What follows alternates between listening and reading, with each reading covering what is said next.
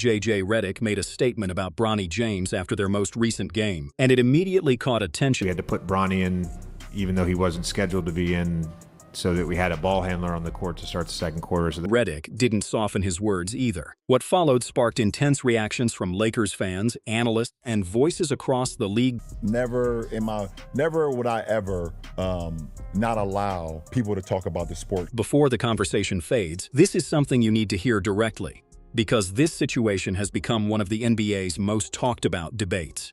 It all started with Redick's emotional sideline reaction and the growing controversy around Bronny's minutes. The Lakers defeated the Brooklyn Nets 116-99 on March 27, 2026, at Crypto.com Arena. Luka Doncic poured in 41 points, Austin Reeves contributed 26, and LeBron James added 14 points along with 8 assists. Yet none of those performances became the headline. Instead, attention shifted to a 21-year-old second-year guard who logged only 4 minutes and 26 seconds, and whose appearance wasn't even originally planned. Bronny James checked in earlier than expected during the second quarter. The reason was unusual. There was no stoppage at the end of the first quarter, which threw off the rotation plan designed before tip-off. With guards like Marcus Smart already unavailable, missing his third straight game with an ankle injury, the Lakers needed someone to handle the ball to start the second period. Bronny became the immediate solution. Planned or not, Redick addressed the situation directly in his post-game press conference, explaining exactly how the unexpected rotation unfolded. We had to put Bronny in, even though he wasn't scheduled to be in, so that we had a ball handler on the court to start the second quarter. But Redick wasn't finished. After detailing the rotation disruption, he shifted the conversation. And that's when things became far more intriguing. I'm really happy with where he's at and very confident in where he's going to be as a player. That comment didn't come out of nowhere. Just 2 nights earlier, following the Lakers' victory over the Indiana Pacers, Redick had already publicly praised Bronny's 13-minute outing. Bronny finished that game with 4 points, 2 steals, a one-handed dunk, and a late mid-range jumper. Redick told reporters Bronny had improved significantly, adding that the coaching staff had growing confidence in him. He emphasized that the team needed Bronny's energy and defense that night, highlighting his athleticism and developing shooting confidence as signs of real growth. So why did this turn controversial? Because praise without consistent playing time creates a contradiction, and Lakers fans quickly noticed. Against Brooklyn, Bronny scored 3 points on 1 of 2 shooting with a -5+-. He entered early due to rotation logistics, knocked down a three-pointer, assisted by his father, marking the first father-to-son three-point assist in NBA history, and then saw limited involvement afterward. Just 4 minutes and 26 seconds. That was all. Social media reacted instantly. Fans flooded Redick's mentions, calling for more minutes. Some joked that the team should simply clear the floor and let Bronny play freely. Others pointed to the Lakers' strong March performance and argued that it was the perfect moment to develop a young player. Redick, however, stayed committed to his rotations. The debate only intensified, but the controversy didn't begin with the Nets game. It had been building since Bronny first entered the NBA, and one moment pushed everything to another level. November 16, 2025, the Lakers traveled to Milwaukee to face the Bucks at Fiserv Forum. Los Angeles won comfortably, 119-95, improving to 10-4. But the focus wasn't the score, it was the sideline moment. Bronny received his first start of the season. Luka Doncic was drawing double teams and kicking the ball out to open shooters. Twice, Bronny was wide open. Twice, he passed the ball instead of shooting. He hesitated. He deferred. He didn't take the shot. Redick, whose own playing career was built on quick decision-making, had seen enough.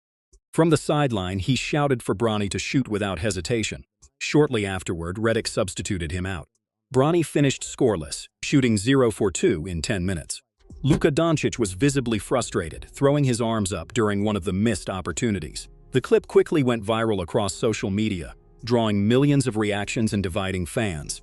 Some supported Redick's tough coaching approach. Others believed Bronny was being unfairly criticized on national television. Media outlets quickly covered the moment, framing it as a defining step in Bronny's development rather than a controversy. Most analysts agreed the hesitation needed to end. Bronny handled the situation with maturity.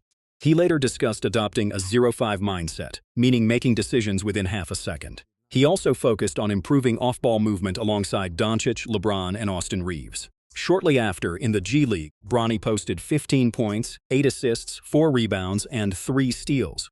directly applying Reddick's message. The adjustment was clear. Charles Barkley had previously weighed in, saying Bronny should spend time in the G League to develop properly. His comments weren't criticism, but a call for growth. Reddick also emphasized conditioning as the key to consistent NBA minutes.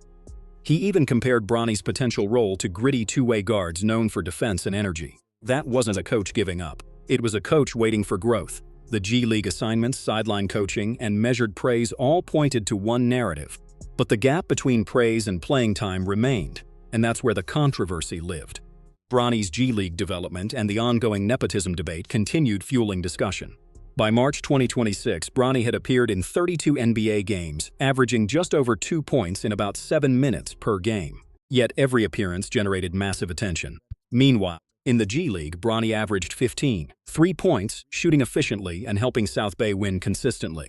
His improvement from his rookie season was dramatic. Still, consistent NBA minutes didn't follow. Even opposing coaches joked about the situation. During one blowout, a hot mic caught a coach urging Reddick to put Bronny in.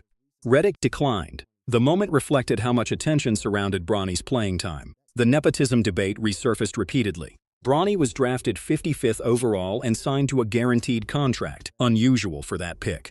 LeBron's public desire to play with his son added to speculation. Critics questioned the decision. Supporters pointed to development and potential. Reports later indicated the Lakers made the decision independently, though the debate never disappeared. The conversation continued because of the contrast. Strong G League performance but limited NBA opportunity. And with LeBron involved, the spotlight never dimmed. Bronny James doesn't belong in the NBA. Not yet. Some people say never. I don't believe that.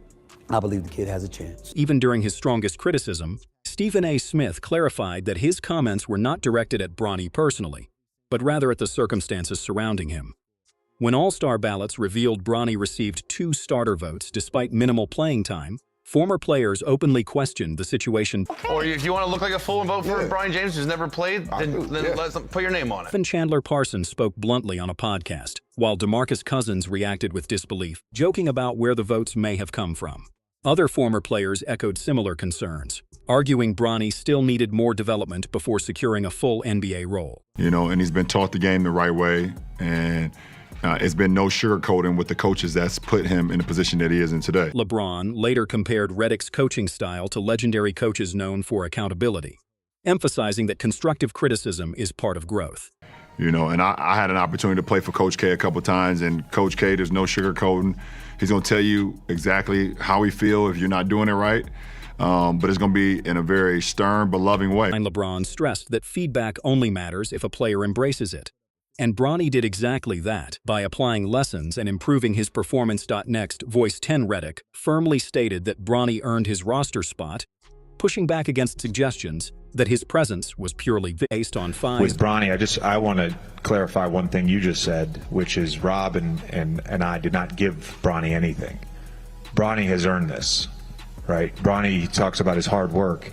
Bronny has earned this through hard work. During preseason, Reddick highlighted Bronny's defensive instincts as something unique.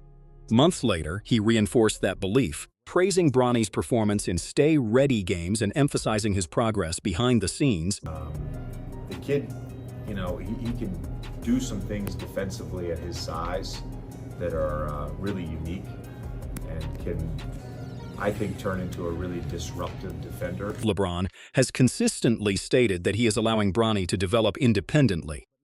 He has stepped back, avoiding interference and letting his son carve his own path. Even during public controversies, LeBron has maintained that Bronny must earn everything. Reddick continues coaching him firmly. The G League assignments continue. The measured praise continues. And through it all, Bronny keeps working, staying ready whenever his number is called. That's what makes this story compelling. A young player developing under intense scrutiny, guided by a coach holding him to the same standards as everyone else, while his father watches from a distance. And right now, Bronny James is doing exactly what's required, improving, staying aggressive, and preparing for his opportunity. Thanks for watching. For more updates like this, be sure to click the card on your screen and stay tuned for the next breakdown.